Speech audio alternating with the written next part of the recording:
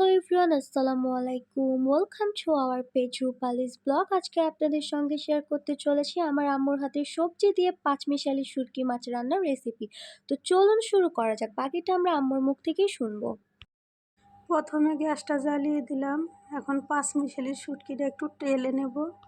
এখানে পাঁচমিশালি শুটকির মধ্যে আছে পুঁটি মাছ, চান্দা মাছ, ছোট ট্যাংরা, মলা মাছ আছে। আপনাদের দেশে এই মাছগুলোর কি মাছ বলে একটু কমেন্ট বক্সে জানাবেন।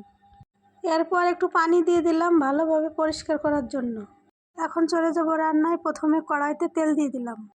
এরপর ওই তেলে মরিচ কুচি, পেঁয়াজ বাটা, রসুন বাটা, জিরা বাটা, হলুদের গুঁড়ো, শুকনো মরিচের গুঁড়ো দিয়ে সুন্দরভাবে মশলাটা কষিয়ে নেব।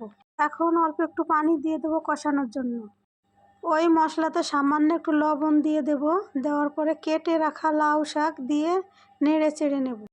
এরপর ওর মধ্যে কেটে রাখা আলু, সিম, বেগুন দিয়ে নেড়ে চেড়ে নেব। এরপর একটু পানি দিয়ে সেদ্ধ করতে দিব। সবজিটা একটু সেদ্ধ হতে ঢেকে দিয়েছিলাম। এরপর লবণ হলুদ মাখানো শুটকি মাছ দিয়ে নেড়ে নেব। এরপর ধনিয়ার পাতাগুলো দিয়ে দেব। এভাবে রান্না করলে মাছগুলো ভেঙে যাবে না, মাছেও তেমন গন্ধ আসবে না।